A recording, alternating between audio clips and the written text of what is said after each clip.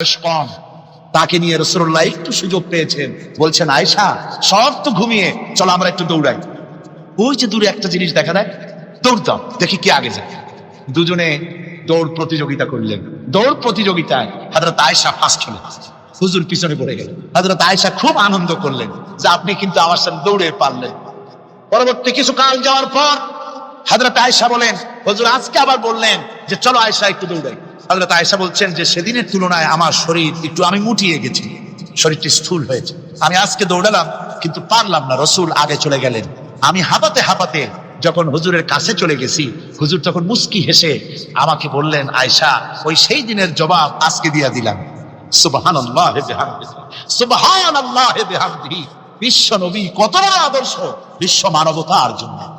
তিনি বলেছেন, আরাফাতের ময়দানে রাসূলুল্লাহ বলেছেন, তোমরা যেমন পড়বে তোমার স্ত্রীদেরকে তেমন পড়াবে, তোমরা যেমন খাবে তোমার স্ত্রীদেরকে তেমন খাওয়াবে, স্ট্যান্ডার্ড মেনটেন করবে। তুমি ভালো দামের কাপড় পরবে, স্ত্রীকে খারাপ দিবে তা নয়। অধিকার দুজনেরই সমান, স্বামী এবং স্ত্রী সমান অধিকার। কিন্তু আমরা তা বুঝতে পারি না, বুঝতে চাই না। আমরা অনেকে মনে করেছি বিয়ে যখন করছি তখন আমি তো নওয়াবজাদা নসরুল্লাহ খান, আর বউ তো কিনা দাসী। না, সে কিন্তু দাসী না, তার মর্যাদা আছে, তার সম্মান আছে। তার সম্মান আপনাকে দিতে হবে, রাসূলুল্লাহ দিয়েছে, আপনাকেও দিতে হবে। রান্না বান্না হতে দেরি হয়, কত গালাগালি শুনতে হয় নারীকে। আল্লাহর নবীর স্ত্রী হযরত আয়েশা বলেছেন, আল্লাহর নবী কাজ করে, মানুষের সঙ্গে কথা বলে, রাষ্ট্রীয় দায়িত্ব পালন করে ঘরের ভিতরে সে যখন দেখেছেন রান্না হতে দেরি আছে, রাসূলুল্লাহ বিরক্ত হন নাই, ভ্রু কুঞ্চিত করেন নাই, চোখ মোটা করেন নাই, আমাকে কোনো কথা শোনান নাই, বরং আমার কাছে বসে রান্নায় আমাকে সহযোগিতা করেছে। সুবহানাল্লাহ বিহামদিহি। এই হলো আল্লাহর রাসূল, এই হলো বিশ্ব নবী। স্ত্রীর সঙ্গে কি মহব্বত! সুবহানাল্লাহ। হুজুর মহব্বত করতেন স্ত্রীদেরকে। রাসূলুল্লাহর ঘরে দৌলত ছিল না, কিন্তু মহব্বত দিয়ে ভরা ছিল ঘরটা। হুজুরের ঘরে ফ্রিজ নাই, এসি নাই, হুজুরের ঘরে কার্পেট নাই, হুজুরের ঘরের মধ্যে জাজিম নাই, তোশক নাই, বড় বড় কম্বল নাই, আরামের কোনো জিনিস নাই, মডার্ন ইকুইপমেন্টস কিচ্ছু নাই, দৌলত নাই, কিন্তু মহব্বত দিয়ে ঘরটা ভরা। হযরত আয়েশা বলেছেন, আমি পানি পান করে, যখন আমি পানি পান করে গ্লাস রেখে দিতাম, আল্লাহর নবী তখন গ্লাসের সেই জায়গায় ঠোঁট লাগাতেন যেখানে আমি ঠোঁট লাগাইয়া পানি পান করেছি। আমি গোশত চিবোতাম, রাসূলুল্লাহ আমার হাত থেকে গোশত টুকরা নিয়া সেই জায়গায় চিবোতেন যেখানে আমি চিবুয়েছি। সুবহানাল্লাহ। গোসলের পানির ভিতরে রাসূলুল্লাহ দেখতে পেলেন রক্তের মতো কি যেন প্রবাহিত হয়ে যাচ্ছে। হুজুর জিজ্ঞেস করেন, আয়েশা রে, পানির ভিতরে রক্তের মতো কি দেখা যায়? হযরত আয়েশা বলেন, হুজুর আপনি যখন বসেছিলেন অসতর্ক মুহূর্তে তক্তার নিচে আমার একটা আঙ্গুল পড়েছিল, পায়ে আঙ্গুলটা ফেটে বোধহয় রক্ত বেরোতেছে। রাসূলুল্লাহ তাড়াতাড়ি করে উঠলেন আর ওই আঙ্গুলকে ব্যান্ডেজ করে দিলেন। রাসূলুল্লাহ বললেন, আয়েশা রে, আঙ্গুল ফেটে গেছে, একটু আহাহু পর্যন্ত করলে না, এতক্ষণ তুমি কষ্ট করলে কেন? হযরত আয়েশা বলেন, ইয়া রাসূলুল্লাহ, ওটা তো একটা পায়ের আঙ্গুল। আয়েশার কলিজাটা ফেটে যদি রক্ত বেরোতো, রাসূলুল্লাহকে উঠতে বলতে আমি পারতাম না। কি মহব্বত রাসূলের সাথে! হযরত আয়েশা বলেন, রাসূল সাল্লাল্লাহু আলাইহি ওয়াসাল্লাম স্ত্রীদেরকে এত ভালোবাসতেন। আমাদের ঘরে গোশত টোস্ত তেমন রান্না বান্না খুব কম হতো। গোশত রান্না হবে কি, মাসের পর মাস চলে গেছে রাসূলের বাড়িতে, হুজুর স্ত্রীরা বলেছেন আমাদের ঘরে চুলে আগুন জ্বলে নাই, একটু শুকনা রুটি, একটু শুকনা খেজুর আর একটু পানি খেয়ে আমাদের জীবন চলেছে, এরকমের অবস্থা হয়েছে। আমি শুনতে পাচ্ছি নবীজি দোয়া করছেন রব্বুল আলামিন, কিয়ামতের ময়দানে যেদিন সন্তান তার পিতাকে ভুলে যাবে, মা তার সন্তানকে হারায় ফেলবে, ওই কঠিন হাসরের ময়দানে আমি যেন আমার খাদিজাকে হারাইয়া না যাই। মুনাজাতের শেষে হযরত আয়েশা বলেন, ইয়া রাসূলুল্লাহ, খাদিজার কথা আপনার এত কেন বারবার মনে পড়ে? একটা বুড়িরে বিয়ে করেছিলেন 25 বছর বয়সের সময়, 40 বছর বুড়ি, তার কথা কেন এত মহব্বত আপনার মনে পড়ে? তার থেকে যুবতী মেয়ে, সুন্দরী মেয়েকে আপনার স্ত্রী হিসেবে আপনি পান নাই। হুজুর বলেন, আয়েশা রে, খাদিজার সম্পর্কে এমন কথা তুমি আর বলো না। তোমরা সবাই আমার সুখের দিনের স্ত্রী, আর খাদিজা আমার এমন সময় স্ত্রী ছিল যখন মক্কায় আমার আশ্রয় ছিল না, তামাম মক্কা নগরীতে আমার আশ্রয় ছিল না। খাদিজার সঞ্চিত সমস্ত ধনরাশি ইসলাম কবুল করার পর দুহাতে খাদিজা বিতরণ করে দিয়েছে।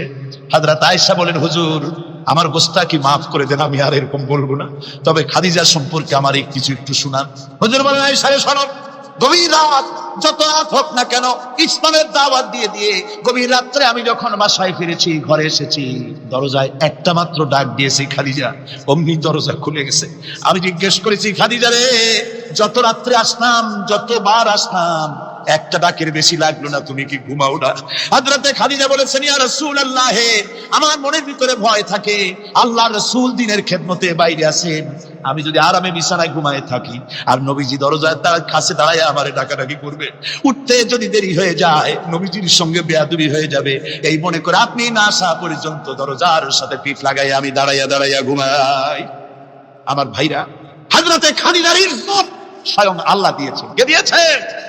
হাদিস শরীফে এসেছে, রাসূলুল্লাহ জাবালে নূরে বসা, গারে হেরার ভিতরে বসা, হযরতে জিবরাইল রাসূলুল্লাহর সঙ্গে কথা বলতেছেন। একটু পরে হযরতে জিবরাইল বলেন, ইয়া রাসূলুল্লাহ, আমি আর এখানে বসবো না, আমি এখন চলছি। আমি দেখতে পাচ্ছি খাদিজা আসতেছে আপনার জন্য খাবার নিয়ে। খাদিজা যখন আপনার কাছে পৌঁছে যাবে, আপনি খাদিজাকে শোনায় দিবেন আল্লাহ রাব্বুল আলামিন খাদিজাকে সালাম জানাইছে। সুবহানাল্লাহ। রাসূলুল্লাহর কাছে হযরতে খাদিজা যখন আসলেন, হুজুর বললেন, খাদিজা, আজকে তোমার জন্য দারুণ সুখবর। বলে কি? বলে আল্লাহ পাক, জিবরাইল কেমন উঠে গেল আমার কাছ থেকে, জিবরাইল বলে গেল আল্লাহ তোমাকে সালাম বলেছে। হযরত খাদিজা কেঁদে ফেললেন, বললেন, ইয়া রাসূলুল্লাহ, আমার নারী জন্ম সার্থক, আল্লাহ আমাকে সালাম বলেছে, এর জবাব কেমনে দিতে হয় হুজুর আমি তো জানি না, আপনি আমার পক্ষ থেকে আল্লাহর সালাম কিভাবে দেওয়া লাগে আপনি দিয়ে দিন, আমি তো বুঝি না কেমনে আল্লাহর সালামের জবাব দেব। হুজুর বললেন, খাদিজা, শুধু আল্লাহ নয়, জিবরাইলও তোমাকে সালাম বলে গেছে। হযরতে খাদিজা বললেন, হযরত জিবরাইলকে আমার সালামের জবাবটা ওয়ালাইকুমুস সালাম বলেন। হযরত খাদিজার এই মর্যাদা ছিল। আমার ভাইরা, রাসূল পাক সাল্লাল্লাহু আলাইহি ওয়াসাল্লাম এভাবে মহব্বত করেছেন স্ত্রীদেরকে। সুতরাং স্বামী স্ত্রীর মহব্বত আল্লাহ জান্নাতি নিয়ামত। কি নিয়ামত? যে ঘরের মধ্যে স্বামী স্ত্রীর মধ্যে মিল মহব্বত আছে, এটা বেহেশতের মতো, আর যেখানে মিল মহব্বত নাই, এটা জাহান্নামের মতো। ঠিক কি? সুতরাং মহব্বত করুন, বেশি বেশি স্যাক্রিফাইস করুন, বেশি বেশি স্যাক্রিফাইস। নারীদের ব্যাপারে বলা হয়েছে, পুরুষকে বলা হয়েছে অধিকার আদায় করো, সব ব্যাপারে সমান অধিকার, কিন্তু নারীকে একটা ব্যাপারে বলা হয়েছে, নারী শোনো, পুরুষের মর্যাদা তোমার চাইতে আল্লাহ রাব্বুল আলামিন বেশি দিয়েছেন। আর রিজালু কাওয়ামুনা আলান নিসা, নারীদের উপরে পুরুষের প্রাধান্য আল্লাহ পাক দান করেছেন। একদিন সাহাবীরা বলে, একজন সাহাবী বলেছেন, ইয়া রাসূলুল্লাহ, জংলি উট দেখলাম আপনার পায়ের উপরে সিজদায় পড়ে গেল, আপনি যদি আমাদেরকে অনুমতি দিতেন না, আপনাকে আমরা সিজদা করতাম। আল্লাহর নবী বললেন, মানুষ মানুষকে সিজদা করা, এ পারমিশন যদি আমি দিতাম, তাহলে দুনিয়ার সমস্ত স্ত্রীদেরকে বলতাম তারা যেন তাদের স্বামীকে সিজদা দেয়।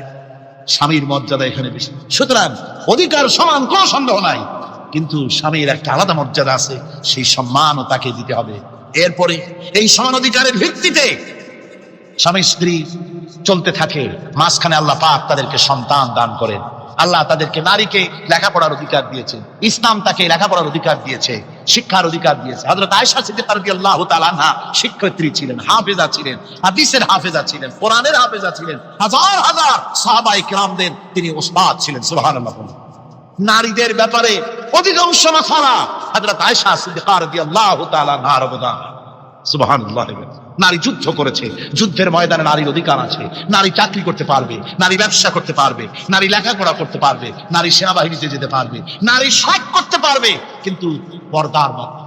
আল্লাহ আমার মা বাপ যেমন আমাকে স্নেহ করে লালন পালন করেছে আমার ছোটবেলায়, তুমি আমার মা বাপকে তোমার রহমতের কোলে লালন পালন করো। কে শিখায়? আল্লাহ পাক শিখিয়ে দিচ্ছেন। আমার ভাইরা, ইয়েমেন থেকে একজন লোক এসেছে, হাদিস, ইয়েমেন থেকে একজন লোক এসেছে হুজুরের সামনে, তার বুড়ি মা সাথে, বলছে, হুজুর, এই অচল বুড়ি মা, হাঁটতে পারে না, চলতে পারে না, এই আমার মা, এরে ঘাড়ে করিয়া আমি ওকুফে আরাফা করেছি, একে নিয়ে মিনা মুজদালিফা করেছি, রমি করেছি, একে নিয়ে আমি সাফা মারওয়া সাই করেছি, এই মাকে ঘাড়ে করে আমি আল্লাহর ঘর তাওয়াফ করেছি, হজের সব কাজ মায়ের ঘাড়ে করে করছি।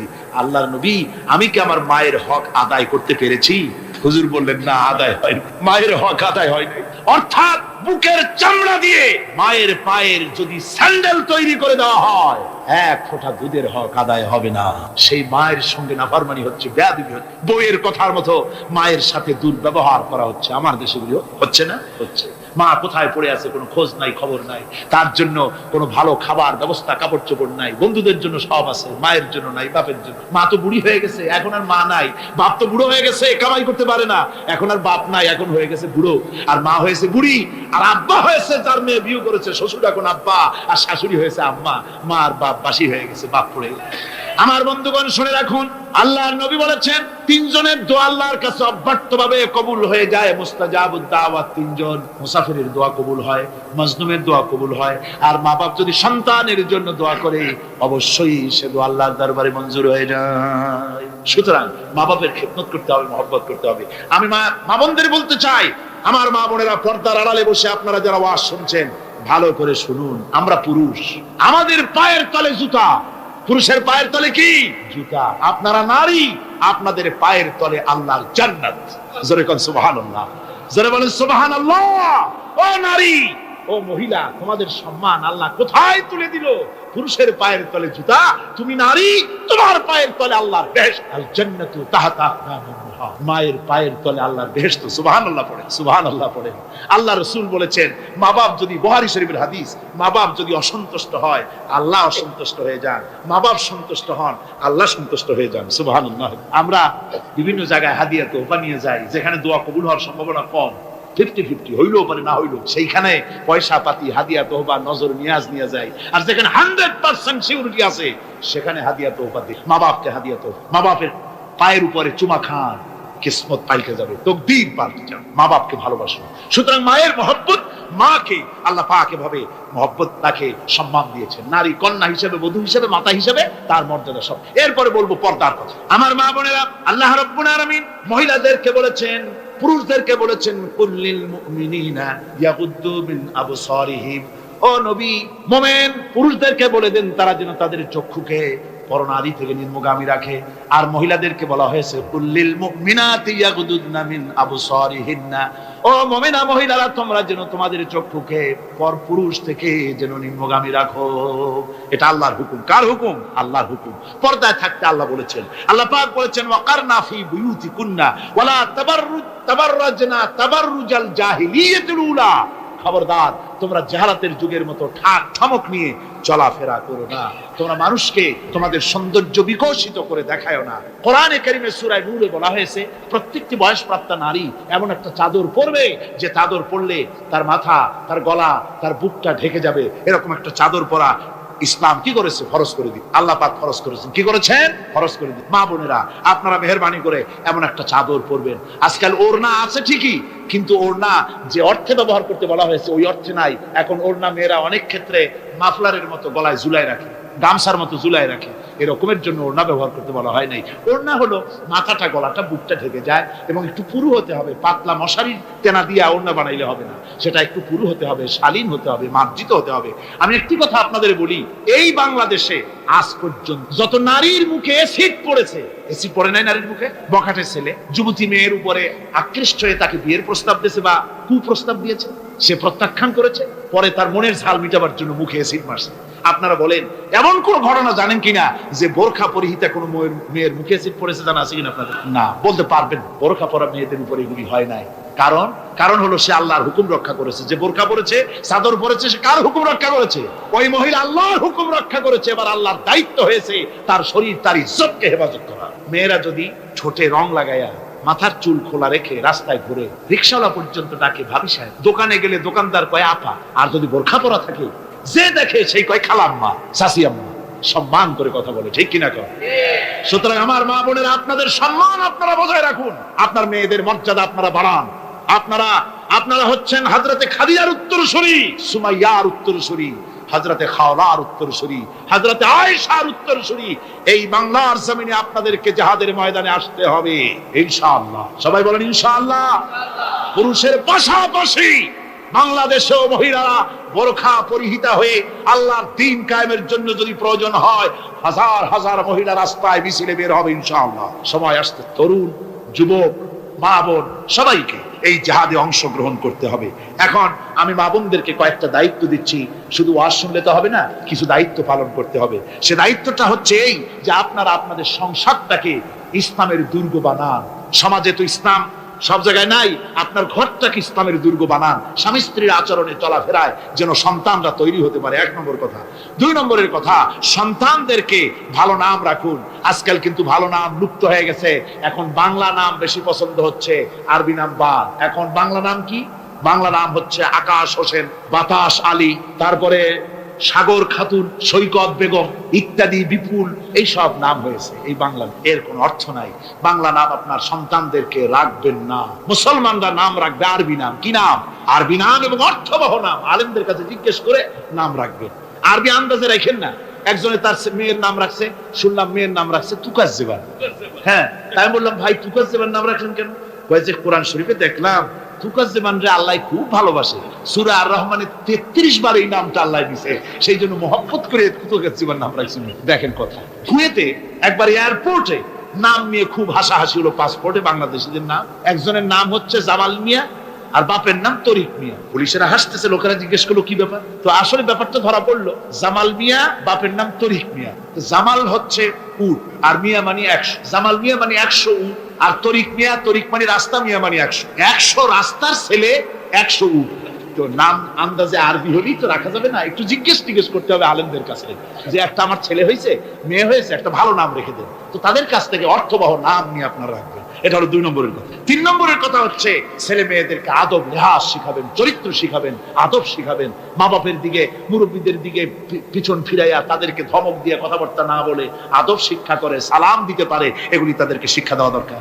4 নম্বরে পারিবারিক বৈঠক করতে হবে। কি বৈঠক? প্রত্যেক বাড়িতে বাড়িতে সপ্তাহে 1 বার অথবা 2 বার পারিবারিক বৈঠক। স্বামী স্ত্রী ছেলে মেয়ে সব এক জায়গায় বসবে। যে কোনো একটা দিন রাতের বেলায় বা বিকেলে 1 ঘন্টা এক জায়গায় বসে আলোচনা করবেন। তুমি কলেমাটা পড়ো তো, বউরে কবেন তুমি কলেমা পড়ো, শুনি হয় কিনা। আমার তাশাহুদটা আমি পড়ি, আত্তাহিয়াতু লিল্লাহি ওয়াস সালাতু তাওয়াবা, হয় কিনা তুমি একটু শোনো তো। দোয়া কুনুতটা হয় কিনা শোনো তো। আচ্ছা, নামাজের মধ্যে কয়টা ফরজ কত দেখি। ছেলের কাছে জিজ্ঞেস করেন, মেয়ের কাছে। বই একটা সামনে নিয়ে খুলে একজন আরেকজনকে জিজ্ঞেস করেন, কোরআন শরীফ বলে সূরা ফাতিহাটা পড়ো দেখি সহি হয় কিনা। এইভাবে করে 1 ঘন্টা দিন আলোচনা করে তারপরে দরুদ শরীফ পড়ে আল্লাহর কাছে দোয়া করেন, আল্লাহ আমার বউ, আমার বাচ্চা, এই সব নিয়ে তোমার দ্বীনের কথাবার্তা বলছি, আল্লাহ তুমি দয়া করে আমার এই বিবি বাল বাচ্চাগুলিকে দ্বীনের রাস্তায় রাখো, চরিত্রবান বানায় রাখো, এরা যেন সন্ত্রাসী হয় না, এরা যেন মারামারি করে না, এদেরকে দিনদার বানাও, পরেশগার বানাও। আপনার দোয়া আল্লাহর কাছে কবুল হয়ে যাবে, আল্লাহর কাছে কবুল হয়ে যাবে। সন্তান আর খারাপ হবে না। কথা বুঝতে পেরেছেন? স্বামী চাকরি করে, যা বেতন পায় তা দিয়া চলে না। স্ত্রী তখন বলে, মেয়া তুমি চাকরি করো, তোমার একই চাকরি আরেকজনে করে, পাশের বাসার বল্টু মিয়ার বাপ। তার বাড়িতে যদি এসি আর ফ্রিজ আসতে পারে, তোমার বাড়িতে আসে না কেন? তুমি পারো না কেন? তুমি পুরুষ না আর কিছু? বেচারা প্রত্যেকদিন খাবারের সময় বউর এই ধরনের ধাক্কা মারা কথা শুনে দুনিয়া শেষ পর্যন্ত এই ভালো লোকটা বাধ্য হয় বাম হাতে টাকা কামাই করা, ঘুষ খেতে বাধ্য হয়। ঠিক কিনা? আবার অনেক স্ত্রী এমন আছে, স্বামী ঘুষখোর, আল্লাহর ভয় দেখাইয়া তার কাছে আবেদন নিবেদন করে আস্তে আস্তে এভাবে করে স্বামীকে খারাপ পথ থেকে ফিরায়। আছে না? আছে। সুতরাং মা বোনদের বলবো, আপনারা স্বামীদেরকে ভালো পথে পরিচালিত করার জন্য চেষ্টা করবেন। সন্তানদেরকে, স্বামীদেরকে ভালোভাবে চেষ্টা করবেন যেন দ্বীনের রাস্তায় তারা পরিচালিত হয়। একটা লোক নিয়ে কাঁদতেছিল মুসলমান হওয়ার পরও। হুজুর কয় কান্দো কেন? ওই যে আমার গুনাহ কি মাফ হয়েছে? হুজুর বলেন হ্যাঁ মাফ হয়ে গেছে। কলেমা পড়ছো, মাফ হয়ে গেছে। বলছে হুজুর আমি তো মারাত্মক গুনাহ করছি। বলে কি? বলে আমার একটা মেয়ে, সেই মেয়েটাকে নিয়ে আমি, ঘটনা লম্বা, আমি সংক্ষেপে বলতেছি, মেয়েটাকে ফাঁকি দিয়া তাহলে আমি মারবো, বুঝতে দেই নাই আমার বউরে। বললাম চলো বেড়াইতে যাই। মেয়েটা আমার সাথে সাজাই দিয়েছে, তার মা বেড়াতে নিয়ে যাবো এইটু কথা মনে করে। মেয়েটা কদ্দূর যায়, আবার আব্বা আব্বা বলে আমার দিকে ফিরে আসে, আবার পিছনে থাকে, আবার আব্বা আব্বা বলে জড়ায় ধরে। এইভাবে করতে করতে যখন নির্জন এলাকায় গেলাম, আমি পাহাড়ের পাশে গর্ত খোঁড়া আরম্ভ করলাম। গর্ত কুচি আর মাটি ছিটে এসে আমার দাড়িতে লাগে। বাচ্চা মেয়েটা আমার কাছে এসে দাড়ি দিয়ে ধুল ছাড়ায় দেয়, আব্বা তোমার দাড়িতে ধুল লাগতেছে, তুমি এই কষ্ট করতেছো কেন? মেয়ে তো বোঝে না যে আমি তার জন্য কবর খুঁজতেছি। কবরটা খোঁড়া হয়ে যাওয়ার পর মেয়েটারে বান্ধা শুরু করলাম। মেয়ে এখন কাঁদতেছে, বাবা আমার বান্ধব কেন? আমি তারে বাঁধা জোরে ওর মধ্যে নিক্ষেপ করে দিলাম। মেয়েটা গর্তের মধ্যে বসে চিৎকার করে বলছে, আব্বা তুমি আমারে বাঁচতে দাও, আমি তোমার বাপ বলে সমাজে হ্যাঁ করবো না, আমি ভিক্ষা করে খাবো, আমার বাইরো না। লোকটি বলছি, ইয়া রাসূলুল্লাহ, আমার মনে দরদ আসলো না। আমি একটা পাথর উঁচু করে আমার মেয়ের বুক লক্ষ্য করে জোরে মেরে দিলাম, বুকটা ফেটে রক্ত ফিনকি দিয়ে উঠলো। আমার মেয়ের বুক থেকে আওয়াজ বেরোলাম, আমার কালে যেন এখনো সেই আওয়াজ বাজে। হাদিস শরীফে এসেছে হুজুরের চোখের পানি দাড়ি ভিজে ভিজে জামার উপরে পড়তেছিল। হুজুর বললেন, না হারে, মানুষও পারে এরকম কাম করতে। পৃথিবীতে নারীর যখন কোনো সম্মান ছিল না, মর্যাদা ছিল না, সেই সময় আমার রাসূল, আমার বিশ্বনবী নারীদেরকে সম্মানের হাত ধরে গর্তের ভিতর থেকে উঠাইয়া রানীর সিংহাসনে বসাইয়া দিলেন। সুবহানাল্লাহ, মায়ের মর্যাদা দিয়ে দিলেন। সুবহানাল্লাহ, নারীরা আমাদের মায়ের জাত, নারীরা আমার কিয়ের জাত? মায়ের জাত। আমার মা বোনেরা, তোমাদের সম্মান কত তোমরা জানো না। আমরা পুরুষ, আমাদের পায়ের তলে জুতা, আর তোমরা আমাদের মায়ের জাত, তোমরা নারী, তোমাদের পায়ের তলে আল্লাহর জান্নাত, আল্লাহর বেহেশতটা তোমাদের পায়ের তলে। এই সম্মান আল্লাহ তোমাদের দিয়েছে, নবী দিয়েছে। সুবহানাল্লাহ কর ভাই। আমার বন্ধুগণ, আমলের উপরে ভিত্তি করে কিয়ামতের দিন নাজাত হবে। আমল যদি খারাপ হয়ে যায়, কিয়ামতের দিন কেউ তাকে বাঁচাতে পারবে না। এই জন্য কিয়ামতের ময়দানে, হাসরের দিনে আল্লাহর হাবিব জনাবে মুহাম্মদ রাসূলুল্লাহ সাল্লাল্লাহু আলাইহি ওয়াসাল্লাম সিজদায় পড়ে কাঁদতে থাকবেন। আল্লাহ রাব্বুল আলামিন বলেন, হাবিব রে, আপনি কাঁদেন কেন? আজকে তো আপনার কাঁদার দিন না। আমি আপনাকে মাকামে মাহমুদ দান করেছি, আমি আপনাকে কাউসার দান করেছি। আপনার আজকে সম্মানের দিন, মর্যাদার দিন, কাঁদেন কেন? আল্লাহর হাবিব বলবেন, রব্বুল আলামিন, মাকামে মাহমুদ পেয়েছি, কাউসার পেয়েছি, কান্দি এই জন্য আমি দেখতে পাচ্ছি আবার সামনে দিয়া ফেরেশতারা আমার উম্মতগুলি জাহান্নামের দিকে নিয়ে যায়। আল্লাহ রাব্বুল আলামিন বলবেন, ওগো আমার হাবিব, আমি আপনাকে ক্ষমতা দিলাম, আপনার জান্নাতি উম্মতগুলি আপনি বেছে নেন। আল্লাহর হাবিব তার জান্নাতের উম্মতগুলি বাঁচতে থাকবেন। হযরত আয়েশা বলেন, ইয়া রাসূলুল্লাহ, কিয়ামতের ময়দানে লক্ষ কোটি কোটি মানুষের ভিতরে আপনার জান্নাতি উম্মত আপনি চিনবেন কি করে? হুজুর বলেন, আয়েশা, কোন একটি ঘোড়ার কপাল যদি থাকে সাদা, এই সাদা কপালওয়ালা ঘোড়াটা যদি অসংখ্য ঘোড়ার ভিতরে যদি হারিয়ে যায়, তাহলে সাদা কপালওয়ালা ঘোড়ার মালিক তার ঘোড়াকে পাবে কিনা বলো? হযরত আয়েশা বলেন, হুজুর, অনায়াসে পাবে। আল্লাহ রাব্বুল আলামিনের হাবিব বলেন, আয়েশা রে, কিয়ামতের ময়দানে আমার যেই উম্মতেরা নামাজি ছিল, দিনদার ছিল, পরেজগার ছিল, দুনিয়ার বুকে ঈমান নিয়ে যারা চলাফেরা করেছে, আমার দিন কায়েমের, আল্লাহর দ্বীনের জন্য যারা কাজ করেছে, ওদের চেহারা নূর চমকাতে থাকবে, ঈমানের নূর কিয়ামতের দিন চমকাতে থাকবে। সেই ঈমানের নূর দেখে দেখে আমি আমার জান্নাতি উম্মতগুলি আমি বেছে নেব। আমরা যখন মরে যাব, আমাদের হাড্ডি গুড্ডি যখন মাটির সাথে একেবারে মিশে যাবে, তখন কি আমরা নতুন ভাবে আবার আমরা পুনরুত্থিত হব? আমাদের কি আবার চিন্তা করা হবে? আল্লাহ রাব্বুল আলামিন বলেন, কুল কুনু হিজারাতান আও হাদিদা। ও নবী, শুনিয়ে দেন, তোমরা যদি মরে গিয়া মাটির সাথে মিশে গিয়া যদি পাথরও হয়ে যাও, আর যদি তোমরা লোহাও হয়ে যাও, তারপরেও আল্লাহ রাব্বুল আলামিন তোমাদেরকে চিন্তা করবেন, আবার তোমাদের উঠাবেন। ওরা বলে যে, আচ্ছা বুঝলাম, কে উঠাবে আমাদের? কেমনে উঠাবে? আল্লাহ পাক বলেন, ফাসায়াকুলুনা মান ইউঈদুনা। ওরা বলে, আমাদেরকে কে উঠাবে, আমাদেরকে কে জিন্দা করবে? আল্লাহ পাক জবাবে বলেন, কুলিল্লাযী ফাতারাকুম আউওয়ালা মাররা। যিনি তোমাদেরকে প্রথম সৃষ্টি করেছেন, তিনি আবার তোমাদেরকে জিন্দা করবেন। আল্লাহ পাক সুন্দর করে বুঝাচ্ছেন।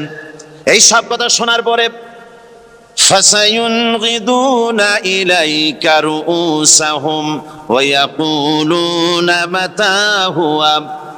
এসব কথা শোনার পরে আল্লাহ বলেন, ওই কাফেরেরা মাথা ঝুলায় ঝুলায় বলে, আচ্ছা তা বুঝলাম।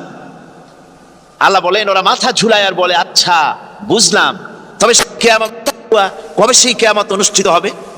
আল্লাহ বলেন, নবী শোনায় দাও, কুল আসা আইয়াকুনা করিবা। বেশি দেরি নাই, হতে পারে খুবই তাড়াতাড়ি। কি বলা যায়, সে সময়টা অতি নিকটবর্তী হয়ে যেতে পারে, খুবই নিকটবর্তী সে সময়, সেটা বেশি দেরি হওয়ার কথা নয়। আল্লাহ পাক এবার মানুষকে যুক্তি দিয়ে বুঝাচ্ছেন। কোরআনে কারীম মানতে মানুষ অস্বীকার করলে আল্লাহ ডান্ডার ব্যবস্থা করেন নাই। নবীজিকে বলেছেন ইন্নামা আনতা মুযাক্কিরুন লাস্তা আলাইহিম বিমুসাইতির।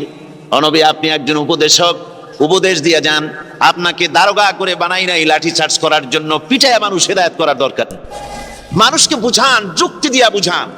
আল্লাহ নিজে যুক্তি দিচ্ছেন, আনতুম আশাদ্দু খালকান আমিস সামাউ বানাহা। ওই কাফেরেরা, তোমরা যারা পরকালকে অস্বীকার করো, তোমাদেরকে উঠাইতে পারবো না যারা তোমরা বলছো, তোমাদেরকে সৃষ্টি করা কঠিন না ওই বিশাল আকাশটাকে সৃষ্টি করা কঠিন? ওই বিশাল আকাশটাই তো আমি আল্লাহ সৃষ্টি করেছি, জোরে কোন সুবহানাল্লাহ। তত বড় আকাশটারে যিনি বানাইতে পারলেন, সে কথা বুঝি তোমাকে তৈরি করতে পারবে না? আল্লাহ পাক বলছেন ফানজুর ইলা আসারি রাহমাতিল্লাহি কাইফা ইউহিল আরদা বাদা মাউতিহা। লক্ষ্য করে দেখো, এই পৃথিবীর মাটিকে আল্লাহ কিভাবে জিন্দা করেন, মুর্দা মাটি। এই মাটি চৈত্র বৈশাখ মাসে প্রখর রোদে মাটি ফেটে চৌচির হয়ে যায়। এই ফেটে যাওয়া চৌচির মাটিতে আল্লাহ পাক বৃষ্টির পানি দিয়ে এই মাটিকে, এই মৃত্যু মাটিকে আল্লাহ পাক যেভাবে জিন্দা করেন, ইন্না যালিকা লা মুহয়িল মাউতা ওয়া হুয়া আলা কুল্লি শাইইন কাদির। সে আল্লাহ পাক তোমরা মরলে পরে আবার এভাবে জিন্দা করতে পারবেন, জোরে কোন সুবহানাল্লাহ। আমার ভাইরা, আল্লাহ পাকের পরে বলেন দেখো মৃত্যু জমিনকে কেমনে জিন্দা করি। আল্লাহুল্লাযী আরসালার রিয়াহা ফাতুসিরু সাহাবা ফাসুকনাহু ইলা বালাদিন মাইতিন ফাআহইয়ানা বিহিল আরদা বা'দা মাউতিহা কাযালিকান নুশুর।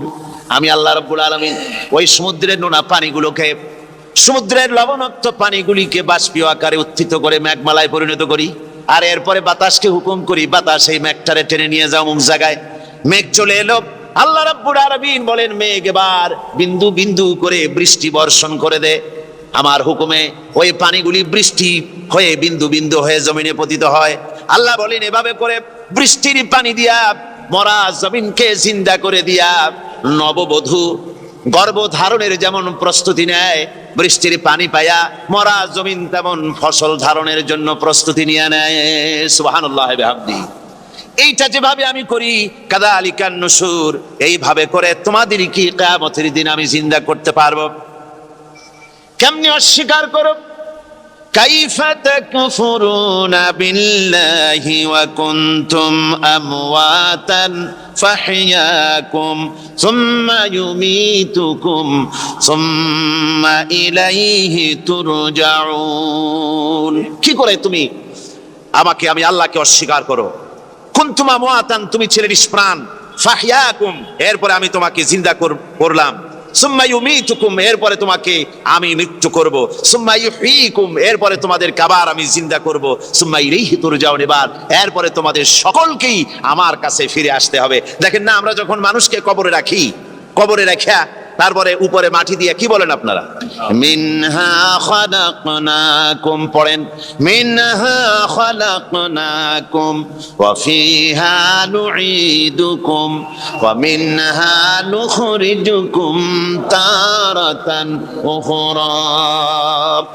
এ বান্দা, এই মাটি দিয়া তোরে তৈরি করা হয়েছিল, এই মাটির ভিতরে রেখে গেলাম, আবার এই মাটি থেকে আল্লাহ রাব্বুল আলামিন তোমারে জিন্দা করবেন। কিয়ামতের ময়দানে সকলকে উঠতে হবে সেখানে আল্লাহর দরবারে। আল্লাহ পাক বলছেন বান্দা কেমনে অস্বীকার করো। ইন কুনতুম ফি রাইবিম মিনাল বা'স ফাইন্না খালাকনাকুম মিন তুরাব। পরকালকে যারা অস্বীকার করো, কিয়ামতে উঠতে হবে, এটাকে কিভাবে অস্বীকার করো? চিন্তা করে দেখো, তুমি নিষ্প্রাণ মাটি ছিলে, সেই মাটি দিয়েই আমি তোমাকে তৈরি করেছি। আবার আল্লাহ পাক মানুষকে আরো বুঝান, কিয়ামত আছে, পরকাল হবে, আল্লাহর দরবারে উঠতে হবে। আলাম ইয়াকুনু ফাতাম মিন মানিজ্জিয়ুমনা, তুমি কি মাতৃগর্ভে নিক্ষিপ্ত এক ফোঁটা পানি ছিলে না? সুম্মা কানা আলাকাতান ফাখালাকা ফাসাওয়া, এরপরে তোমাকে মাংসপিণ্ডে, জমাট রক্তে মাংসপিণ্ডে পরিণত করা হলো। এরপরে তোমাকে সুন্দর করে তোমাকে সুগঠিত করা হলো। فجعل منه الزوجين الذكر والأنثى। এরপরে মাতৃগর্ভের ভিতরে আমি এটাকে পুরুষ বানালাম, কন্যা সন্তান অথবা পুত্র সন্তানে পরিণত করলাম। এইটা যে পেরেছে, যিনি পেরেছেন, আলাইসা যালিকা বিকাদিরিন আলা আইয়ুহিয়াল মাউতা। সে আল্লাহর পক্ষে কি সম্ভব নয় যে তোমার মৃত্যুর পরে তিনি আবার জিন্দা করতে পারবেন? কি বলেন সম্ভব না? তিনি পারবেন না? নিশ্চয়ই তিনি আবার কিয়ামতের মাঠে আমাদেরকে হাজির করতে পারবেন, এতে কোনো সন্দেহ নাই। আল্লাহ পাক সেই জন্য এখানে বলতেছেন যে ওরা বাল কাযযাবু বিসসাম, ওরা আসলেই পরকালকে অস্বীকার করেছে। আপনি যে নবী, এতে কোনো সন্দেহ নাই। আপনি খানা খান, আপনি বাজারে যান, এটাই মূল আপত্তির বিষয় না। মূল কথা হলো তারা পরকালকে অস্বীকার করেছে। আল্লাহ পাক বলেন وأن الساعة آتية لا ريب فيها। অবশ্যই সে সময় আসবে, সে কিয়ামত আসবেই, এতে কোনো সন্দেহ নাই। وأن الله يبعث من في القبور। আর আল্লাহ পাক তিনি কবরের মধ্যে অন্তরিত যা কিছু আছে সবাইকে কিয়ামতের দিন আল্লাহ পাক ময়দানে উঠাবেন। কিয়ামতে আল্লাহর দরবারে সকলকে হাজির হতে হবে। আমার বন্ধুগণ, আল্লাহ পাক বলেন ওয়ালাকাদ খালাকনাল ইনসানা মিন সুলালাতিন মিন তিন। লক্ষ্য করো, তুমি ছিলে মাটির নির্যাস থেকে তোমাকে তৈরি করা হয়েছে। শুধু মাটির নির্যাস থেকে তোমাকে কোনো মডেল ছাড়া, কোনো ধরনের আদর্শ ছাড়া, কোনো ধরনের নমুনা ছাড়া তোমাকে সৃষ্টি করা হলো। সুম্মা জাআলনাহু নুতফাতান ফি কারারিম মাকিন। এরপরে মাতৃগর্ভের একটা অত্যন্ত সুরক্ষিত জায়গায় তোমাকে সংরক্ষণ করা হয়েছিল। সুম্মা খালাকনান নুতফাতা আলাকাতান ফাখালাকনাল আলাকাতা মুদগা। রক্তপিণ্ডকে, নাপাক পানিকে জমাট রক্ত করেছি, জমাট রক্তকে আমি আবার গোশত পিণ্ডে পরিণত করেছি। ফাকাসাউনাল ইযামা লাহমা। এরপরে সুন্দর করে চামড়া দিয়া, গোশত দিয়ে একটা আকৃতি তোমাকে দান করেছি। সুম্মা আনশানাহু খালকান আখারা ফাতাবারাকাল্লাহু আহসানুল খালিকিন। এরপরে সুন্দর একটা বিশেষ একটা আকৃতি দিয়ে তোমাকে আমি সুন্দর করে সুগঠিত করে তোমাকে তৈরি করেছি। সুম্মা ইন্নাকুম বাদা যালিকা লামাইতুন। এরপরে আমি আল্লাহ রাব্বুল আলামিন তোমাকে মৃত্যু দেব, অবশ্যই তোমাকে মৃত্যুবরণ করতে হবে। সুম্মা ইন্নাকুম ইয়াউমাল কিয়ামাতি তুবআসুন। এরপরে কিয়ামতের দিন আসবে, ওই বিশেষ মুহূর্ত আসবে, সেই নির্দিষ্ট সময় আসবে, ওই কিয়ামতের মাঠে আল্লাহর দরবারে তোমাদের সকলকে উঠতে হবে, কোনো সন্দেহ তাতে নাই। আল্লাহ পাক বলছেন وَأَعْتَدْنَا لِمَنْ كَذَّبَ بِالسَّاعَةِ سَعِيرًا। আমার এই পরকালকে, এই আখিরাতকে, কিয়ামতের দিনকে যারা অস্বীকার করবে, যারা মিথ্যা মনে করবে, আমি তাদেরকে জ্বলন্ত আগুনের শাস্তি তাদের জন্য রেখেছি। জোরে বলেন নাউজুবিল্লাহ। সেই কিয়ামত যে দিনটা আল্লাহ পাক মানুষের জন্য রেখেছেন, সেই কিয়ামতের অবস্থা বড়ই মারাত্মক। মানুষেরা তা জানে না। মানুষ যদি তা বুঝতে পারতো, জানতে পারতো, তাহলে মানুষেরা গুনাহের কাজ করতে পারতো না। আপনারা কি চিন্তা করেন, ওই যে কাফেরগুলি মক্কার জীবনে, রাসূল পাক সাল্লাল্লাহু আলাইহি ওয়াসাল্লামের মক্কি জিন্দেগিতে যে সমস্ত মানুষগুলি চুরি করতো, ডাকাতি করতো, জিনা করতো, বদমাশি করতো, মানুষ হত্যা করতো, এই লোকগুলি ফিরে আসলো কিসের কারণে? তাদেরকে আখিরাতের কথা বলা হয়েছে, এই পরকালের কথা বলা হয়েছে।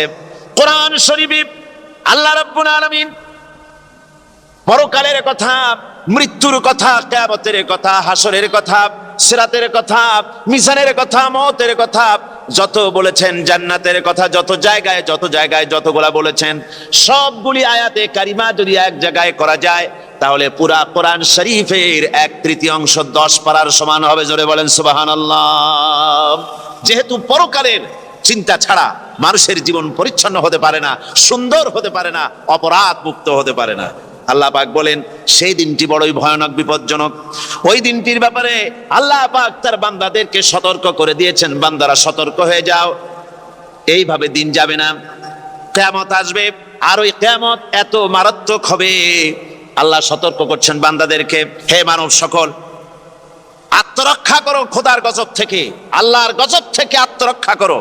ইন্না সালসালাতাস সাআতি শাইউন আযীম, সেই কিয়ামতের সেই কম্পন খুবই মারাত্মক, খুবই ভয়াবহ কম্পন সৃষ্টি হবে সেদিন। ইয়াউমা তারাউনাহা তাযহালু কুল্লু মুরদিআতিন আম্মা আরদাআত, সেদিন দেখতে পাবে স্তন্যদায়িনী মা, যে মা তার সন্তানকে দুধ দেয়, ওই মাও তার দুধের বাচ্চার কথা ভুলে যাবে, মনে থাকবে না। আল্লাহ রাব্বুল আলামিন বলেন ওয়াতাদাউ কুল্লু যাতিন হামলিন হামলাহা, গর্ভধারিণী মেয়ে লোক তাদের গর্ভ খসে পড়বে। ওয়াতারান নাসা সুকারা, মানুষকে মানুষ দেখতে পাবে, মানুষগুলো উদ্ভ্রান্ত হয়ে পাগলের মতো ছুটাছুটি করছে। আল্লাহ বলেন ওয়ামা হুম বিসুকারা, আসলে এরা নেশাগ্রস্ত নয়, আসলে পাগল হয় নাই। তো ছুটছে কেন?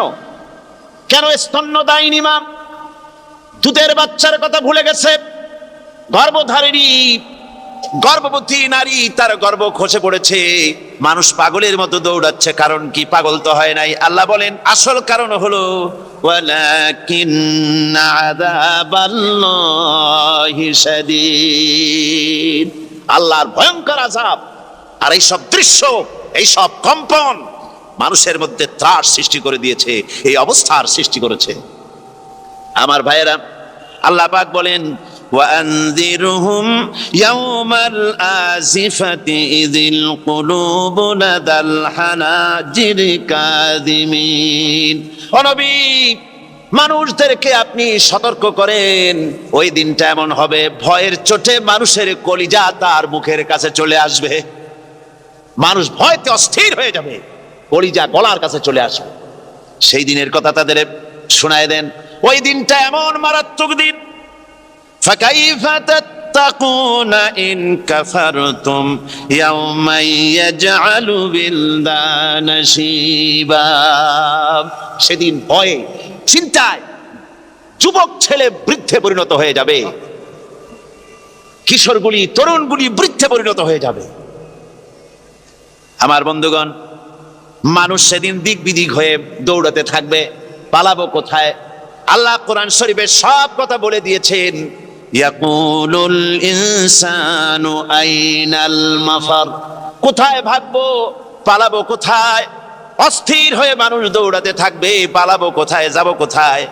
আল্লাহ বলেন কাল্লা লা ওয়াজারা ইলা রাব্বিকা ইয়াউমাইদিনিল মুস্তাকার, ভাগবার কোনো রাস্তা নাই, পালাবার কোনো পথ নাই, একমাত্র তোমার রব ছাড়া, আল্লাহর দরবার ছাড়া পালানোর কোনো রাস্তা আজার নাই।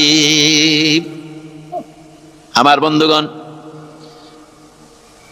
এই কঠিন সময়, এই কঠিন দিনে, পরকালের এই দিনে, কিয়ামতের এই মারাত্মক অবস্থায় সকলকে উঠতে হবে। আল্লাহ পাক বলেন এরপরে কিয়ামত অনুষ্ঠিত হয়ে যাবে। সূরা ফুরকানে আল্লাহ বলছেন ইযা রাআতুহুম মিন মাকানিন বাঈদিন সামিউ লাহা তাগায়ুযান ওয়া যাফীরা, যখন তাদেরকে জাহান্নাম দেখতে পাবে, অর্থাৎ জাহান্নামের, যখন তারা জাহান্নামের দিকে অগ্রসর হবে, তখন তারা দূর থেকেই জাহান্নামের ক্রোধ এবং তেজস্বী আওয়াজ শুনতে পাবে। জাহান্নামের আওয়াজ, বিকট আওয়াজ। ওই যে কক্সবাজারের সমুদ্র সৈকতে ভ্রমণ করতে গিয়ে সমুদ্রের তুফানের আওয়াজ শুনছেন না? কথা কন না কেন?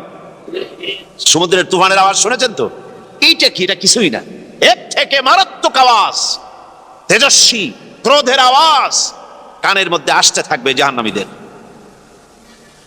আল্লাহ রাব্বুল আলামিন বলেন وَإِذَا أُلْقُوا مِنْهَا مَكَانًا ضَيِّقًا مُقَرَّنِينَ دَعَوْا هُنَالِكَ ثُبُورًا, যখন তাদেরকে হাত পা বেঁধে এই জাহান্নামের কোন সংকীর্ণ জায়গায় ফেলে দেওয়া হবে। তখন দাও হুনালিকা সুবুরা, তারা তখন নিজেদের ধ্বংস এবং মৃত্যু কামনা করবে। আল্লাহ বলেন লা তাদউল ইয়াউমা সুবুরান ওয়াহিদান ওয়াদউ সুবুরান কাসীরা। আজকে এক মৃত্যু ডেকো না, অসংখ্য মউত ডাকো। আজকে মউত আর তোমাদের আসবে না, অসংখ্যবার ডাকলেও মউত তোমাদের আসবে না। এই যে জাহান্নাম, যে জাহান্নামের দিকে তাদের নিয়ে যাওয়া হবে, আল্লাহকে অস্বীকার করলে, নবীকে অস্বীকার করলে, ইসলামকে অস্বীকার করলে, আল্লাহর নবীর নবুয়তকে অস্বীকার করলে তাদের জায়গা হবে জাহান্নাম। আর সে জাহান্নাম এত মারাত্মক, এত কঠিন জায়গা, যে জায়গা সম্পর্কে আল্লাহ পাক বলছেন ইন্নাহু মাইয়াতি রাব্বাহু মুজরিমান ফাইন্না লাহু জাহান্নামা লা ইয়ামুতু ফিহা ওয়া লা ইয়াহইয়া। অপরাধী হয়ে যে লোক আল্লাহর দরবারে উপস্থিত হবে তার জন্য জাহান্নাম হবে, জাহান্নামে আল্লাহ দিবেন। আর ওই জাহান্নামে যখন লোকটা পড়ে যাবে, জাহান্নামের অবস্থা এমন হবে লা ইয়ামুতু ফিহা ওয়া লা ইয়াহইয়া, সে বাঁচবেও না মরবেও না, জীবন মৃত্যু একটা অবস্থা সৃষ্টি হবে। ওই জাহান্নামে নারুল্লাহিল মুকাদাতুল্লাতী তাত্তালিউ আলাল আফইদা, জাহান্নামের প্রচন্ড আওয়াজ, এ আগুন উৎক্ষিপ্ত হয়ে তাদের কলিজা পর্যন্ত, অন্তর পর্যন্ত স্পর্শ করবে এই আগুনের তাপ। আর এদের পাহারায় রাখা হবে ইন্নাহা আলাইহিম মুসাদাতুন ফি আমাদিম মুমাদ্দাদা, জাহান্নামীদের পাহারায় রাখা হবে নির্মম, কঠোর ব্যবহার, কর্কশ আওয়াজ, কর্কশ ভাষী এ ধরনের ফেরেশতাদেরকে রাখা হবে তাদের পাহারায়, তারা নিয়োজিত থাকবে। আল্লাহ রাব্বুল আলামিন বলেন, ও দুনিয়ার মানুষ, ইয়া আইয়ুহাল্লাযীনা আমানু কু আনফুসাকুম ওয়া আহলিকুম নারা। ও ঈমানদারেরা, আল্লাহর তো দয়া বেশি বান্দার জন্য। বান্দার উপরে দয়া কার সবচেয়ে বেশি? সবচেয়ে বেশি দয়া হলো বান্দার উপরে আল্লাহর। আল্লাহ চান না যে সে জাহান্নামে যাক, কঠিন জায়গা জাহান্নাম। আল্লাহ বলেন, ও মুমিনেরা, তুমি নিজে আর তোমার পরিবারবর্গকে জাহান্নামের আগুন থেকে রক্ষা করো, আগুন থেকে রক্ষা করো, জাহান্নামের রাস্তা থেকে তাদের ফিরাও। ওই জাহান্নাম, যেই জাহান্নামের ইন্ধন হবে মানুষ আর পাথর, ফিরাও জাহান্নাম থেকে মানুষকে, তোমার সন্তানদেরকে ফিরাও। আজকে যে সব সন্তানের আল্লাহ বলেন তুমি নিজে বাঁচো, আহল আয়ালকে বাঁচাও। যে সব সন্তান তোমার নামাজ নাই, রোজা নাই, আল্লাহ পরকালের চিন্তা নাই, যারা ইসলামকে বিশ্বাস করে না, যারা মনে করে কোরআন হচ্ছে বেহেশত দোজখের কথা শুধু, ওতে কোনো মানুষের অর্থনীতি, সমাজনীতি, রাজনীতির ব্যাপার নাই, মানুষের জীবনের দরকারি জিনিসগুলি সেখানে নাই। সুতরাং আমরা যদি দুনিয়ায় সুখ সমৃদ্ধি পেতে চাই, তাহলে আমাদেরকে মানুষের তৈরি করা মতবাদ মানতে হবে। এইভাবে ছেলেরা যখন মানুষের তৈরিকার মতবাদের দিকে যখন দৌড়ায়, মা বাপ যদি তাদেরকে না ফিরায়, জাহান্নাম থেকে বাঁচাবার জন্য যদি চেষ্টা না করে, কিয়ামতের দিন ওই সন্তানেরা জাহান্নামে, যখন জাহান্নামের অর্ডার তাদের হয়ে যাবে, তারা বলবে রব্বানা আরিনাল্লাযাইনি আদাল্লানা, হে আমার প্রভু, কে আমাদেরকে গোমরাহ করে দিল, মিনাল জিন্নি ওয়াল ইনসে, জিনের ভিতর থেকে, মানুষের ভিতর থেকে, আমাদের নেতারা, আমাদের মা বাপ, আমাদের মুরব্বী, কারা আমাদেরকে বিভ্রান্ত করলো, তোমার রাস্তা থেকে সরাই দিল, ওরা কই? ওদেরকে নিয়ে আসো। আমাদেরকে এই খারাপ রাস্তা থেকে ফিরায় নাই, জাহান্নামের পথে চলেছি, আমাকে ফিরায় নাই। ও আল্লাহ, আজকে এই জাহান্নামে যাওয়ার আগে ওই মা বাপ আর মুরব্বী আর নেতাগুলি নিয়ে আসো। নাজআলহুমা তাহতা আকদামিনা লিয়াকুনা মিনাল আসফালিন, নিয়ে আসো, ওদেরকে পায়ের তলে রেখে তারপরে জাহান্নামে যাব।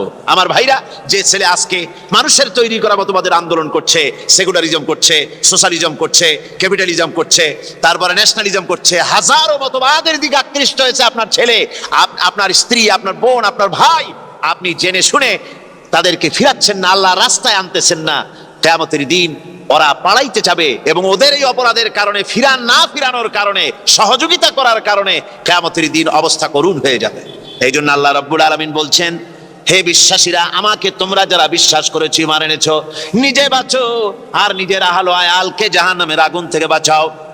ওই জাহান্নাম আলাইহা মালাইকাতুন গিলাযুন শিদাদুন লা ইয়াসুনাল্লাহা মা আমারাহুম ওয়া ইয়াফআলুনা মা ইউমারুন।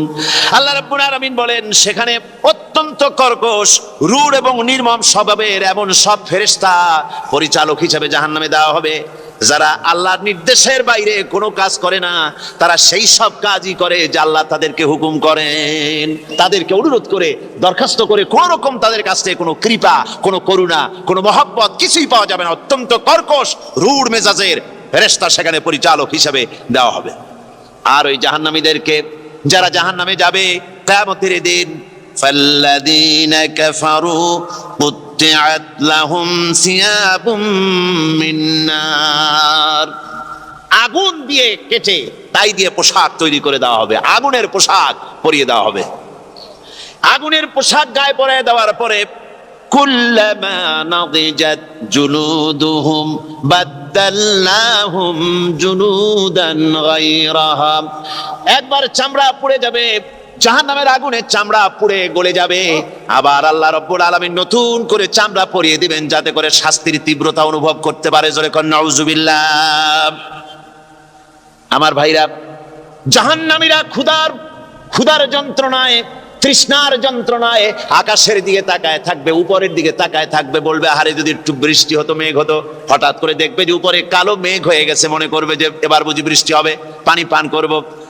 মেঘ তারা দেখতে পেল, মেঘের ভিতর থেকে অল্পক্ষণের ভিতরে গরম পানি পড়বে, এমন গরম পুজ, এমন গরম রক্ত পড়বে যেগুলি পান করলে পরে সঙ্গে সঙ্গে পেটের নাড়ি ভুঁড়ি আর কলিজা পিছনের দরজা দিয়ে সব বেরিয়ে যাবে। নাউজুবিল্লাহি মিন যালিক। আয় আল্লাহ, এই কঠিন অবস্থা থেকে তুমি আমাদেরকে হেফাজত করো। জোরে বলেন আমিন। সবাই বলেন আমিন। আমার ভাইয়েরা, তামসার ব্যাপার নয়। ও যুবক ভাইয়েরা, শিক্ষিত ভাইয়েরা, তামসা করার ব্যাপার না। দুনিয়ায় খেল তামাশা ফুর্তি করার জায়গা না। जगह जी लगाने के लिए ये दुनिया नहीं है, ये इबरत की जा है तमाशा नहीं है। দুনিয়া উপদেশ গ্রহণ করার জায়গা, খেল তামাশা করার জায়গা না। এই পৃথিবীতে আল্লাহ রাব্বুল আলামিন বলেন নাফরমানি করলে পরে জাহান্নামে যাবেই, জাহান্নামে যেতে হবে। ওই জাহান্নামীদেরকে কি খেতে দেওয়া হবে? আল্লাহ পাক বলছেন শোনো, খেতে দেব কি? তুসকা মিন আইনিন আনিয়া, ফুটন্ত গরম পানি তাদেরকে পান করতে দেওয়া হবে। লাইসা লাহুম তুআমুন ইল্লা মিন দরি, কাঁটা যুক্ত ঘাস তাদেরকে খেতে দেওয়া হবে। লা ইউসমিনু ওয়ালা ইউগনি মিন জু, এই খাবারে তাদের শরীর পরিপুষ্ট হবে না আর ক্ষুধাও নিবৃত্ত হবে না। আমার বন্ধুগণ, এমন কঠিন জাহান্নামের অবস্থা থেকে মাপ পাওয়ার জন্য ইমানের জোশ আসতে হবে, ইমানদার হতে হবে, আর নাফরমানিকে ছেড়ে দিতে হবে। জাহান্নামে যখন মানুষদেরকে নিয়ে যাওয়া হবে, জাহান্নামীদেরকে, ইযা উলকু ফিহা সামিউ লাহা শাহীকান ওয়া হিয়া তাফুর, যখনই খোদাত্রহীদেরকে জাহান্নামের দিকে নিয়ে যাওয়া হবে, আজ তো খুব মাতবাড়ি, কত ভক্ত আছে, তারপরে কত শক্তি, কত কিছু, কিন্তু আল্লাহর দরবারে যখন হাজির হবে, কোনো শক্তি তখন কাজে লাগবে না, কোনো শক্তি কাজে লাগবে না। জাহান্নামে যখন তাদেরকে নিয়ে যাওয়া হবে, জাহান্নাম তখন গোসায় ফেটে পড়তে থাকবে, জাহান্নামের ভিতর থেকে গর্জন আসতে থাকবে, তাকাদু তামাইয়াজু মিনাল গায়জ, জাহান্নাম যেন গোসায় ফেটে পড়তে চাইবে। কুল্লামা উলকিয়া ফিহা ফাওজুন সাআলাহুম খাজানাতুহা আলাম ইয়াতিকুম নাদির, জাহান্নামের পরিচালক বলবে, ও আল্লাহর বান্দা, কেন আজ জাহান্নামে আসলি, কেন দোজখে আসলি? আলাম ইয়াতিকুম নাদির, তোর কাছে কি কোনো ভীতি প্রদর্শক কেউ যায় নাই? কোন নবীর কথা কি শোনো নাই? কোরআনের কথা কি শোনো নাই? হাদিসের কথা কি শোনো নাই? জাহান্নামে কেন এলি? এত বড় খারাপ জায়গা কেন আসলি? শোনো নাই কি? কোনো ভয় দেখানো কেউ কি সব সতর্কবাণী শোনায় নাই? বেঈমানেরা বলবে, ক্বালু বালা ক্বাদ জাআনা নাযীর, আমাদের কাছে এসেছিল, আমাদের কাছে ভীতি প্রদর্শনকারী এসেছিল। ফাকাযযাবনা ওয়া কুলনা মা নাযালাল্লাহু মিন শাই। এসেছিল কিন্তু আমরা বলেছি বেটা মিথ্যে কথা বলে, জোরে কর নাউজুবিল্লাহ। বেটা মিথ্যে কথা বলে। কিসের ব্যস্ত, কিসের দোজক? খালি খালি দোজকের একটা ভয় দেখাইয়া দুনিয়ার এই টাটকা সুখগুলি নষ্ট করতে চায় এরা। পয়গম্বরদেরকে এরকম বলেছে, আর আলেমদেরকেও যখন কোরআন হাদিস থেকে বলা হয় তখন বলে এরা জানি দোজকের কথা কইতে, দোজক কিসের? আর ব্যস্ত সে তো এক অসভ্য উদ্যান, জোরে কর নাউজুবিল্লাহ। এমনি করে তারা তামসা করে। ওরা বলবে আমরা এসেছিল ভীতি প্রদর্শনকারী, আমরা মিথ্যে মনে করেছি, বলেছি ওটা মিথ্যে কথা, আর বলেছি আল্লাহ এই ধরনের কিছু নাজিল করেন নাই। জাহান্নামীরা বলবে وقالوا لو كنا نسمع أو نعقل ما كنا في أصحاب السعير। আরে লাউ কুন্না নাসমাউ, তার মানে হলো যদি আমরা শুনতাম অর্থাৎ মানতাম, যদি নবীর কথা মানতাম, কোরআনের কথা যদি মানতাম, আর যদি ভালো করে বুঝতাম, মা কুন্না ফি আসহাবিস সাইর, তাহলে আজকে এই জাহান্নামের কঠিন শাস্তি আমাদের লাভ পেতে হতো না, জাহান্নাম থেকে বেঁচে যেতে পারতাম। কি সর্বনাশ করলাম বুঝি নাই, যা কিছু শুনেছি মানুষের কথা মতো শয়তানের ওয়াসওয়াসায় পড়ে তো ভুল করলাম। সেদিন যতই আফসোস করা হোক না কেন, এই আফসোস কোনো কাজে লাগবে না। আমার ভাইরা, সে বেহেশতের বর্ণনা কোরআনে কারীমের মধ্যে আল্লাহ দিয়েছেন। একদিকে জাহান্নাম, কোরআনের বর্ণনা কত সুন্দর। জাহান্নামের কথা শুনতে শুনতে লোকেরা আল্লাহর ভয়তে হতাশ হয়ে যেতে পারে, আল্লাহর ভয়তে। সেই জন্য যত জায়গায় জাহান্নামের বর্ণনা আছে, সাথে সাথে আবার আশার সঞ্চার করার জন্য আল্লাহ জান্নাতের কথা বলেছেন। কাহার এবং জব্বার নাম আল্লাহ যেখানে ব্যবহার করেছেন, সাথে সাথে আবার গাফুর রহিম নাম ব্যবহার করেছেন, বান্দা যেন হয়রান হয়ে না যায়। আমার ভাইরা, একদিকে জাহান্নামের এই কঠিন শাস্তির কথা, আবার অপরদিকে আল্লাহ বলেন শোনো, এমন জান্নাত আমি রেখেছি, মাসালুল জান্নাতিল্লাতী উইদাল মুত্তাকুন, এমন বেহেশত মুত্তাকিনদের জন্য যার ওয়াদা করা হয়েছে, এমন বেহেশত সেটা, ফিহা আনহারুম মিন মাইন গায়রি আসিন, সেখানে এমন সুন্দর স্বচ্ছ পানির ঝর্ণাধারা, সুমিষ্ট পানির ঝর্ণাধারা রাখা হয়েছে।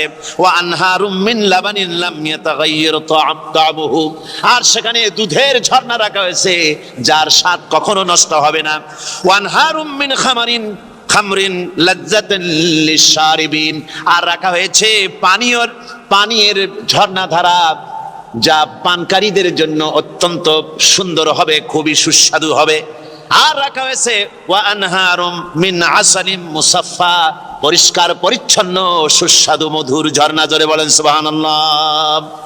ওয়া সাকাহুম রাব্বুহুম শারাবান তাহুরা, জান্নাতের ভিতরে তোমাদেরকে পান করানো হবে শারাবান তাহুরা, পবিত্র পানীয়। তাহের এবং তাহুর দুটি কথা। তাহের বলা হয় সেই জিনিসকে যা নিজে পাক, আর একজনকে পাক করতে পারে না, যেমন মধু, যেমন তেল, যেমন দুধ নিজে পাক, কিন্তু দুধ দিয়ে যদি কেউ গোসল করে, দুধ দিয়ে যদি কেউ উজু করে, ও নিজে পাক কিন্তু আপনাকেও পাক করতে পারবে না। এটার নাম হচ্ছে তাহের। আর তাহুর বলা হয় সেই জিনিসকে যে নিজেও পাক এবং অন্যকেও পাক করে দিতে পারে, যেমন পানি নিজে পাক, ওটার দ্বারা উজু করলে, গোসল করলে সেও কি হবে? পাক হয়ে যাবে। আল্লাহ তাই বলেন জান্নাতের ভিতরে ওয়াসাকাহুম রাব্বুহুম শারাবান তাহুরা, জান্নাতের ভিতরে শরাবে তাহুর পান করানো হবে। ওই শরাবটা নিজেই পাক, আর যে পান করবে তাকে আরো পরিচ্ছন্ন পবিত্র করে দেবে। জোরে বলেন সুবহানাল্লাহ। সেই শরাব হবে এমন, খিতামুহু মিস্ক, যার মুখগুলি সুন্দর করে সুগন্ধ জিনিস দিয়ে, সুগন্ধি দিয়ে, মিস্ক দিয়ে আটকানো রয়েছে। তারপরে কি? ওয়াফি যালিকা ফালিয়াতানাফাসিল মুতানাফিসুন, এবার এই শরাব পান করার জন্য, এই পবিত্র পানীয় পান করার জন্য প্রতিযোগিতা করো। কে তোমরা প্রতিযোগিতা করে তার কাছে যেতে পারো? কিয়ামতের দিন আল্লাহ পাক জান্নাতে এই জিনিস পান করাবেন, আর ওই পাগলেরা কয় মদ খাওয়াবে। জোরে কান নাউজুবিল্লাহ। যার অভ্যাস। খুব বিনীতভাবে আকাশ আর জমিনের একচ্ছত্র মালিক, রাজাধিরাজ, সম্রাটের সম্রাট, বিশাল ও বিস্তীর্ণ আকাশের মালিক আমাদের প্রভু আমাদের মনিব, আমাদের আল্লাহর কাছে আমরা গোলাম। এই লক্ষ লক্ষ গোলামেরা সব একত্রিত হয়ে মনিবের দরবারে বিনীতভাবে মাথা নিচু করে গোলামের মতো আমরা সবাই হাত তুলছি, আল্লাহুম্মা আমিন।